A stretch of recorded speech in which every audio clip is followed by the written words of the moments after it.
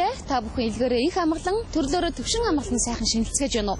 Шинийн 3-ны энэ өдөр бид та бүхэндээ болзон нэвтрүүлгээр уулзч байгаадаа баяртай байна. Манай үзэгчдээс олон санал ирдэг, жоохон хинтээ болзох, хинтээ ярилцах хүсэлтэй байгаагаа бидэнд ирүүлдэг. Ингээд саналын дагуу үзэгч та бүхэнтэй өнөөдөр Монгол Улсын гавьч ижигчийн Сасар Орныг уулзах гэж байна. Хүлээн авна.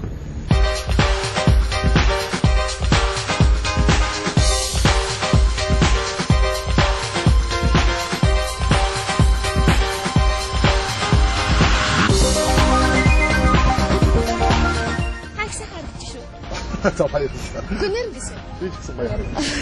Таны нөгөө өнгөний хослол мэдрэмж хувцлагт их гоё харагддаг юм а. Дандаа нэг тийм Монгол тал руугаа тэгээд нэг тийм бардам харагддаг. Би өөрөө тийм нэг цулгай дуу өнгөнд дуртай л да. Тэгээд өөрөө зөлийн бараан дуу царайтай учраас гэгээтэй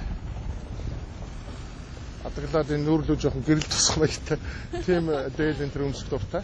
Гэхдээ тас хар юм уу хар хөх тийм дээл энэ төр цохидог л доо. Ер нь цулгай өнгөнд л дуртай. Янз бүрийн ирэм яраа юм холилдохоор жоохон татгалздаг. Сайхан. Цагаан сар таны хувьд өх өргөн дэлгэрхүүл хөдөлгөөнтэй нүсэр болж өнгөрдөг. Тэгээ нэг нүсэр бишээ. Нэг жаахан цагаан эдээ тавг засаад тэгээд аман ижи хоёр руу очиж золгодог л да хамгийн түрүүнд. Тэгээд хотод нэг ах минь бий зэдвгээд энэ соёл урлагийн их сургуулийн захирал хийж байгаа. Тэдний хараа очино. Найз нарынхаа авиж хараа очино. Стангуудыг л хүндэтдэг. Тэгээ одоо өөрөө бас зөөгөн талыг наслаад ирэхээр зэрэг Өсний тоонд авах гэдэг юм. Тийм байна. Тэгээд залуучуудыг хэлж байгаа ноднонгоос ер нь уржмангаас эхлээд манай залуучуудыг хэрдэг болчихсон жүжигчдээс. За зарим сайн таньдаг миний уран бүтээл дуртай фэнүүд ер нь гэвгэнтхэн. Тийм учраас бол хөнгөн дүү гэсэн хэрнээ хүндэтгэлтэй байхыг хичээдэг. Ер нь манайхан чинь цагаан сараас гадна аливаа баяраа хөндрүүлдэг юм байна шүү дээ. Би одоо ингээд энэ тэнд явж байхад хүмүүс сэтгэлээрээ дотоод хөгөөрөө баярлаад биеиндээ их гал хиймэр нэмээд үт юм л да. Бид нар нэг жоох хитрхи идэж ухтаад байгаа ойртуулаад байдаг юм шиг санагдаад байна. Тэгээ тийм учраас илүү л хөнгөн аятайхан хүндрэлгүй хүмүүсийг ядраалгүй хүндэтгэлийн баяр шүү дээ цагаан сар бол. Олон жил тэмдэглээгөө хаагдчихсэн харин тэгээд 90 оноос хойш сайхан зодгаарч ирээд тэр үед бас хитрхи зодгаарах тал анзаарчихсан. Одоо бол хүмүүсийг харж байхад зарим хүмүүс ихэнхдээ цагаан сараар гадагшаа ингээд амрахгаа явчих юм л да.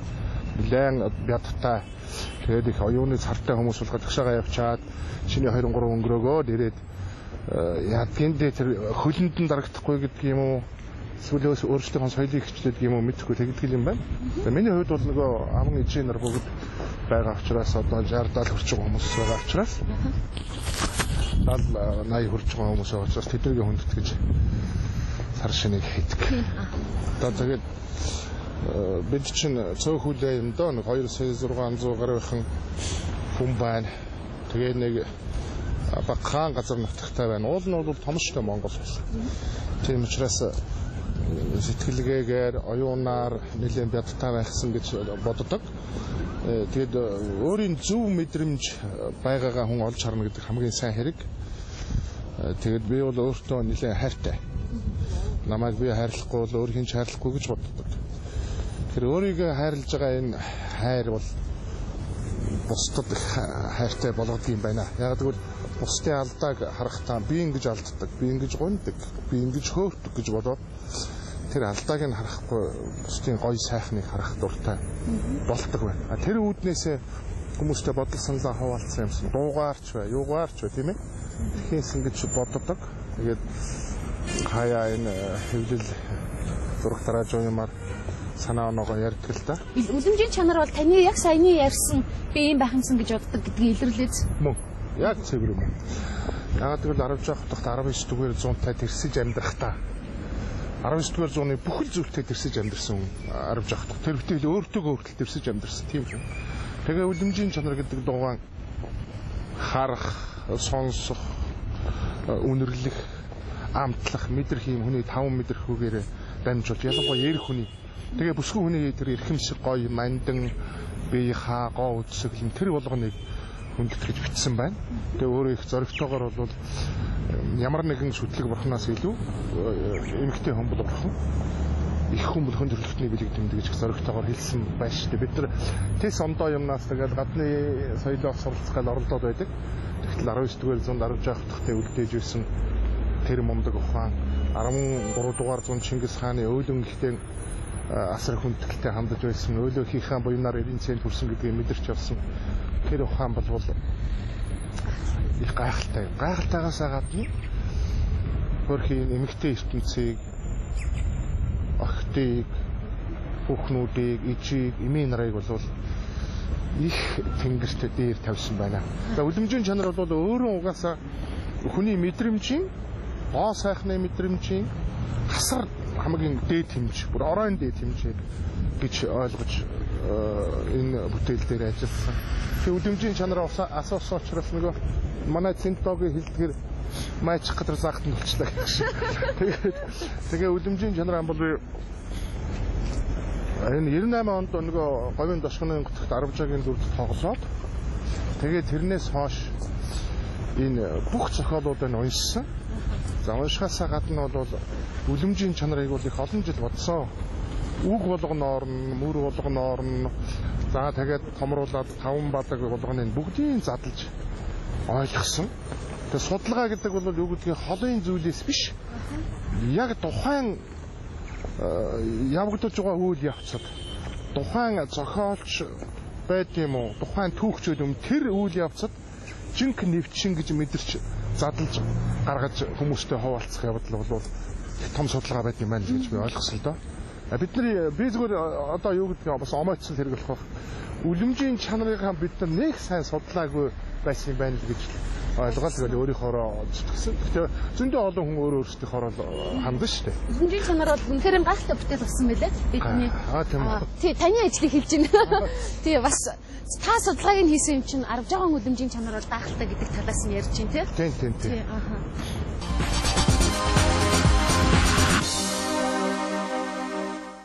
Олон жилд эрдэнийн зүйлээр бөөлжөд өгдөг гэд ярьдаг тий. Энэ үг хэлэхэд өнгөрсөн жил төдийлөн эрдэнийн зүйлээр бөөлж өгөн болов уу гэж санагддаг. Бэлэг дэмбэрлэгч байж магадгүй. Бид нэр олон тийм одоо юу гэдгийг эдийн засгийн хямрал, тэгэл сэтгэл готрол их олон байсан тий. Харамсалтай явдал олон байсан. Зүгээр яг бодиттойгоор харах юм бол Монгол хүний амны бэлгээр харах юм бол өөр юм л хэлэх бах та яг юу гэж дүгнж байгаа вэ? Би бол хулган жилд энэ эрхчлөөгээ чим их хомигдсон жил боллоо гэж бодоод байгаа нөгөө эрдэнийн зүйлээр бөөлчихөөсөө илүүтэйгээр яг тэгээд сүүлдээ энэ олимпиадан болоод ашгүй нэг эрдэнийн зүйлээр бөөлж үү гэж ойлгосон. Яг 2008 он бөгөөд хулган жил бол Монгол улсын түүхэнд хизээч мартахтааргүй бас бити дахиж давтагдаасаа гэсэн бодолтой гэсэн жил болсон миний хувьд бол. Тэгээ одоо өхөржил гарах гэж байна, шорон өхөржил гэж ярьж байна. Бид нар ч нэг аливаа юмд бодтой хандхаас илүүтэйгээр хоосон домог хий бардамл энтрийг цээжэндээ их дэлдэж шít. Тэгэхээр өхөржилд бол энэ эрхчлөөнийх нь үүд гайгүй нэгдээсээ. Та хямарчаа энтер гээд хямраад байвал хэцүү шít. Намдаггүй нэг айхтар үг хэлсэн байт юм л да. Чи энэ орчинд ингээд готраад байна. Энэ нийгэм болохгүй байна. Хайр сэтгэл юу байдгийг хамаг юм болохгүй байна. Өстой гутам шиг гэл чи өөрөө готраад байвал чи өөрөө жинхэнэ гутам шиг гэж хэлсэн байдгийг нандав. Тэгэхээр бид нар энэ хямралын үед тэр рүүгээ бид нар явах л өвчин. Дамжихал өвчин нь бол өвчнөр бол. Энэ хямралын үед янз бүрийн албан тушаалтнууд зүүнний, барууны магадгүй бөөрөн киллийн ч юм уу тийм ялгсан өвчнгүүдийг тусаж байгаа юм харагдаж байна. Тэгээ энэ бол ингээд яванда хүнээр бол ингээд өвдөөд ханаа тураад гайгүй болоод илэрш гэж би итгэдэг. Тэгэхээр өхөржил бол энэ булганжны жилд болсон үйл явдлууд нь өстой бүү давтагтаасаа л гэж дотроо залбирч байгаа. Миний хувьд бол их сэтгэл их тийм чи юу асуучлаа. Надад бол их хүнд байсан. 97 сарын 1-ээс хойш бол их хүнд байсан. Нөгөө л түрүүний бид нэр гадаа ярьж байсан үлэмжийн чанар гэдэг цомгонд 2 жил хойшлохын нэг үндсэн нь болсон. Тэгээд 7 сарын 1-ээс хойш шүлгнүүдээ хөвчүүлээ, дуунуудаа бүгдийг бичүүлээл эргээд харсан чинь би ерөөсөө сүг байсан. Сүг. Тэг сүг. Тэрний үг бол ямар ч чадал байхгүй, ямар ч тийм нөгөө миний дотор байдаг гал унтарчихсан. Тэг ямар сайн намайг сайн мэдэрдэг хүмүүсгүй чи энүүд яатсан байсан бэ гэж их байн асууж байсан. Тэгэхээр нөгөө нийгмийн сэтгхүй их нөлөөлдөг байна л да уран бүтээлчэнд. Тэгээ тэрнээс гаргасан ганц зүйл бол үлэмжийн чанар байна. Үлэмжийн чанараа дахиад эргээл ажиллаад, дахиад бүх 5 бадгийн задлал яриад 5 бадгийн тавуулангийн өөр янзаар дуулах юмсан. Дуулахдаа зүгээр дуулах ш. Тэр дотоод ертөнц рүү гүнзгий орох юмсан, мэдрэх юмсан. Гэсэн тэгээ мэдэрсэн. Тэгээд гайгүй бүтээл болсон баг. Тэгээ миний сэтгэл зүйн гал цагийг бол бадрааж ийм хэцүү байдлаас бол аварсан доо үлэмжийн чанар. Тэгээ бусад бүтээлүүд нь дагаад их өгөөжтэй, чимэгтэй юм болсоо л гэж бодцсуугаа. Тийм л зүйл ярих байна доо. Яг одоо юм нэгэрээ байхгүй тийм ээ. Жишээлбэл одоо би дандаа юм байхгүй. Би болсон би нэг өдөр буцна. Ирэх буцах хоёрын дундах цайд нэг жоохон гайгүй зөв голдролтой явах юмсан гэж өөртөө тийм захирамж өгч явдаг. Өөрийнхөө хүүхдүүдтэй гэж хэлдэг, хажуудахтаас гэж хэлдэг. Тийм учраас ер нь би Монгол ирээдүйг их гэгээтэй төсөөлдөг. Заримдаа их гутран юм шиг ярьдаг бах. Заримдаа их бачимдаад байгаа юм шиг хүмүүст харагддаг бах. Гэтэ тэр бол зүгээр төр зурэл юм. Тэгэхгүй ч болохгүй шүү дээ. Одоо улс эх орны хэмжээний ямар нэгэн юм болох тоолонд та өөрийгөө энд тодорхой хэмжээгээр би үүрэгтэйтэй гэж боддог бах тийм ээ. Одоо таны үүрэг ямар байх ёстой гэж та боддог вэ? Ер нь одоо энэ нийгэм улсад тий. Би хамгийн эхлээд өөрөө л нэг айтайхан байх хэрэгтэй. Өөрийнхөө өмнө хариуцлага үүрчих хэрэгтэй.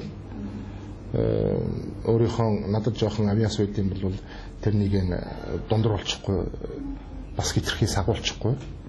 Тэгээд өөрийнхөө зөв бодол санаагаа бүтээлэн дандаа тээж явах юмсан гэж ингэж боддог.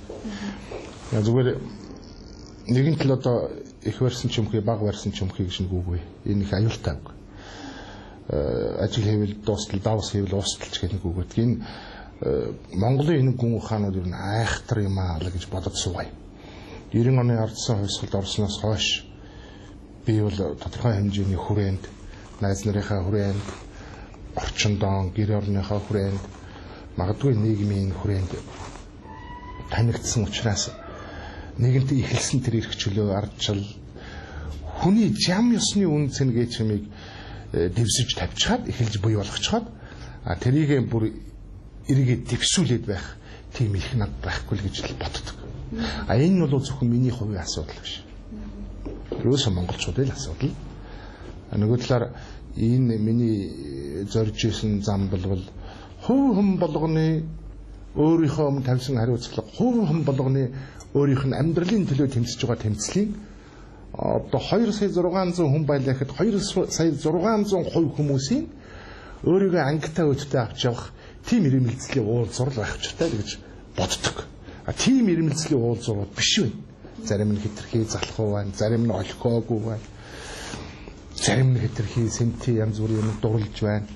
Тэг ингээд ирэхээр зэрэг нөгөө миний бодож байсан мөрөдөл жоох мохоод ирэхээр хаяа нэг жаахан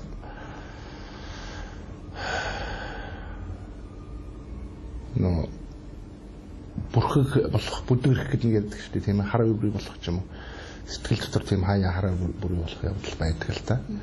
Худал хуурмаг юм дэндүү олон байна тийм байна. Гэхдээ ийм юм бас тань шиг хүнийг юм уу дотроос асаад идэх хүмүүсийг баргийн бол мохоочдохгүй хаа мохох тохиолдол байдгүй. Найз нөхдийн уралд ч юм уу үзэл бодлын уралд бид нар аюул олон юм харж байгаа тийм мохно хүлээлэн болохоор мохно. Гэхдээ эргээд тэрнээсээ хүч авдаг зүйл байна. Би 2008 онд нэг шүлэг ütсэн байна л да. Тэр нь манай нэг том жаргал сайхан нэг юм төгөлдөр хурдаар аялгаа хийчгээд тэгээ шүлэг өрсөн. Тэгээ ерөөсөн